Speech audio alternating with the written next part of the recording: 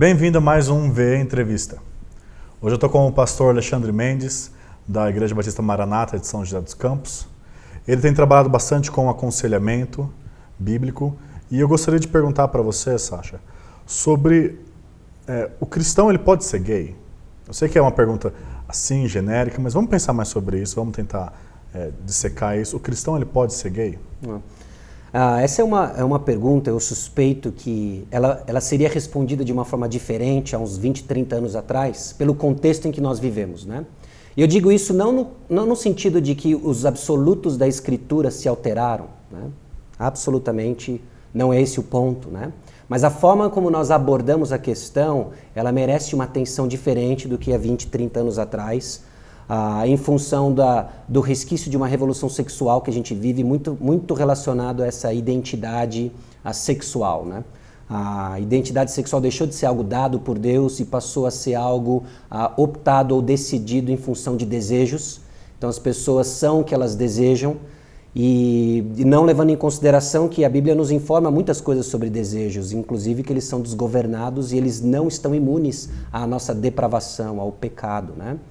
E uma outra questão importante para definirmos o contexto dessa pergunta é que pessoas sofrem debaixo de atração por pessoas do mesmo sexo. Isso é real, é muito mais comum do que nós imaginamos e está afetando a igreja. Eu acho que é um assunto que tende a crescer, a igreja precisa prestar atenção e é nesse contexto então que nós nos aproximamos para responder uma pergunta: o cristão pode ser gay, né? Então eu vou definir, tentar pelo menos lançar algumas coisas para a gente pensar o assunto. Primeiro, o que a Bíblia diz sobre um cristão. Biblicamente, o que é um cristão? Cristão não é aquele que simplesmente professa algo com a sua boca, mas a palavra de Deus fala de uma vida que segue uma profissão verbal, né? 1 João talvez seja uma epístola clássica, né, para vermos, entendermos o que de fato é alguém com comunhão com Deus. Alguém com comunhão com Deus, entre outras coisas, anda como Cristo andou, né? Entre outras coisas, aquele que é nascido de Deus não vive no pecado, na prática do pecado. É estranho pensarmos o cristão como alguém que vive um estilo de vida pecaminoso, sem um quebrantamento, sem um desejo por mudança, né? Então existe um cristão gay, né? Se gay é alguém no estilo de vida homossexual e ok com isso, e cristão é aquele que anda como Cristo andou e é nascido de novo e não vive na prática do pecado, não existe um cristão gay, assim como não existe um cristão fofoqueiro, assim como não existe um cristão avarento, né?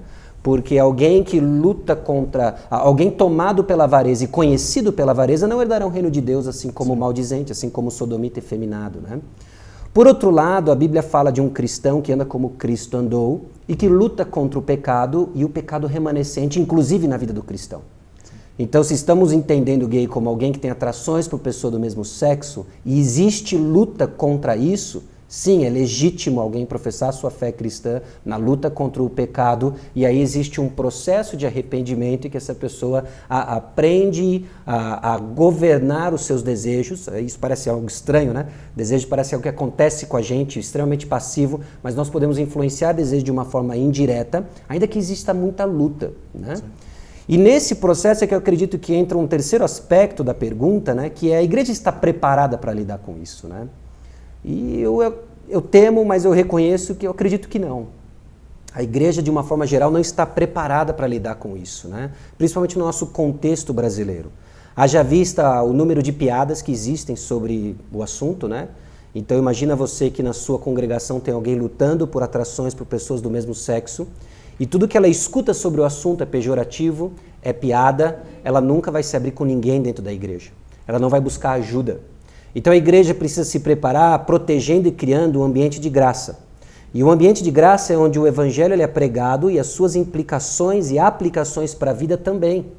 O evangelho transforma, o evangelho veio para pessoas com desejos desgovernados como você e eu e como quem luta com atrações por pessoas do mesmo sexo, né? Então quando esse ambiente de graça ele é estabelecido, pessoas encontram um lugar seguro onde elas vão buscar ajuda para as necessidades que elas têm, que são os resquícios da queda.